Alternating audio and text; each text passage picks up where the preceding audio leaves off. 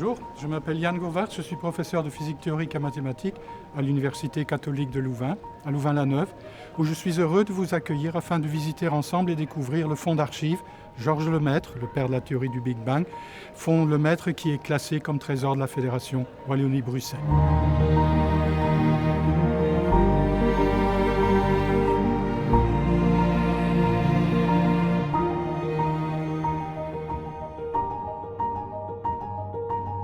Le fonds d'archives Georges Lemaître a été cédé par sa famille peu de temps après son décès en 1966. Il regorge de différents trésors de documents uniques qui font l'intérêt de grand nombre de personnes, historiens des sciences et autres scientifiques. Et une partie de ces collections sont mises en valeur ici au musée L. Le fonds d'archives Georges Lemaître, classé trésor de la Fédération Wallonie-Bruxelles, est donc confié à l'Université catholique de Louvain pour sa préservation et sa mise en valeur. Et le musée L fait partie de cet effort de valorisation des archives Lemaître pour faire mieux connaître toujours ses contributions à la science, mais non seulement à la science en tant qu'une personnalité fort attachante, fort attrayante, fort riche. Et ici, avec une simple vitrine, il y a quelques éléments qui sont mis en valeur. Il faut savoir que Georges Lemaître est né à Charleroi le 17 juillet 1894 et décédé dans la ville de Louvain le 20 juin 1966. Toute sa carrière universitaire, il a consacré à l'Université catholique de Louvain. Encore jeune, à l'âge de 14 ans, il s'est senti un appel pour une vocation religieuse, mais son père l'a encouragé à avoir un diplôme universitaire. Au terme des 3 premières années de candidature de ses études, la Première Guerre mondiale a éclaté et avec son frère Jacques, tous deux, ils se sont enrôlés comme volontaires. Ils ont passé les 4 années de guerre sur le front de l'Isère. Après la guerre, il a terminé ses études universitaires, mais plutôt en mathématiques, également en philosophie thomiste. Et au terme de cette année d'études avec un doctorat en sciences mathématiques, il est rentré au petit séminaire à Malines pour les vocations tardives pour clôturer en l'espace de 3 années la formation de prêtre et une ordination le 22 septembre 1923. Mais durant ces années-là également, de par lui-même, il a étudié la théorie de la relativité générale d'Albert Einstein. Il a rédigé un mémoire, La physique d'Einstein, qui lui a permis d'obtenir des bourses de voyage avec lesquelles il a voyagé et réellement entamé sa carrière scientifique.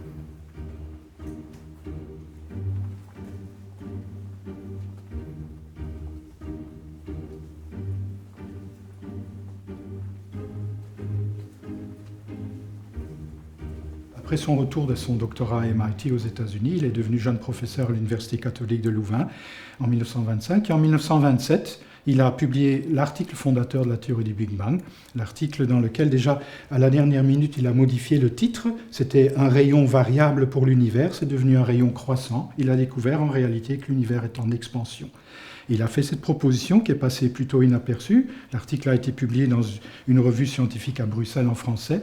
Et il a attiré l'attention, après que Hubble ait publié les résultats sur l'expansion de l'univers, il a attiré l'attention à ses différents professeurs auprès desquels il était allé se former, qu'il avait déjà résolu le fameux problème que tout le monde cherchait à comprendre de l'expansion de l'univers.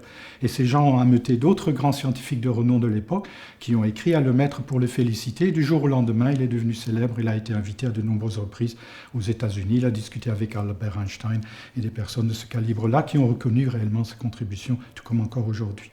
Et ici, nous avons des graphes dessinés de la main même de Georges Lemaître, où il s'est rendu compte que si l'on a une théorie de l'évolution de l'univers, s'il est en expansion, il viendra un moment dans le passé où l'univers devait avoir été sous une forme fort concentrée en énergie, en densité de matière, avec une singularité initiale, une densité initiale qu'il a appelée l'atome primitif. La théorie du Big Bang était née.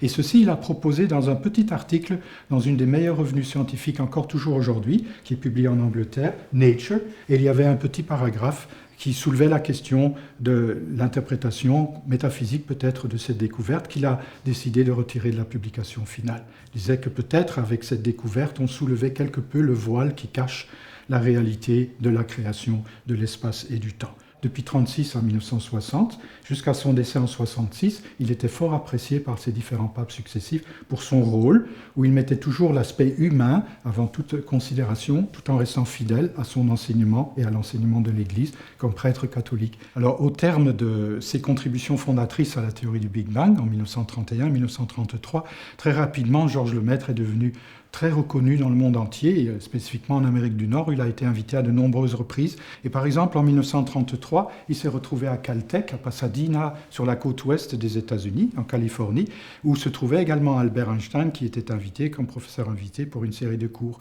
Et là, Albert Einstein et Georges Lemaître ont renoué, puisque Albert Einstein était un des rares scientifiques de l'époque à avoir lu l'article de 1927 et avait dit à Georges Lemaître, les mathématiques sont magnifiques, mais votre physique est abominable, puisque Albert Einstein était convaincu que l'univers devait rester statique. Mais Albert Einstein a bien dû reconnaître que c'est Georges Lemaître qui avait eu raison, et ils sont devenus de réels amis, ils se sont fort appréciés, à chaque occasion possible, ils se rencontraient. Nous voilà donc dans l'espace Georges Lemaître, qui accueille une mise en scène du bureau de Georges Lemaître, en tout cas non seulement des meubles, mais également l'ordinateur électronique, le premier ordinateur électronique de l'université que Lemaître a acquis sur ses propres fonds. Et il était féru de calculatrices mécaniques, il y a toute une collection de calculatrices mécaniques ici qui sont présentées également. Alors Georges Lemaître, il était un enseignant pendant plus de 40 ans à l'Université catholique de Louvain, depuis 1925 jusque 2 ans avant son décès, jusqu'à l'âge de 72 ans, il donnait cours encore, principalement des cours de mécanique céleste, de relativité générale, dans lesquels il excellait. Il était largement apprécié des étudiants, non pas tant pour la qualité des cours qu'il donnait, mais pour la passion avec laquelle il venait partager ses objets de recherche.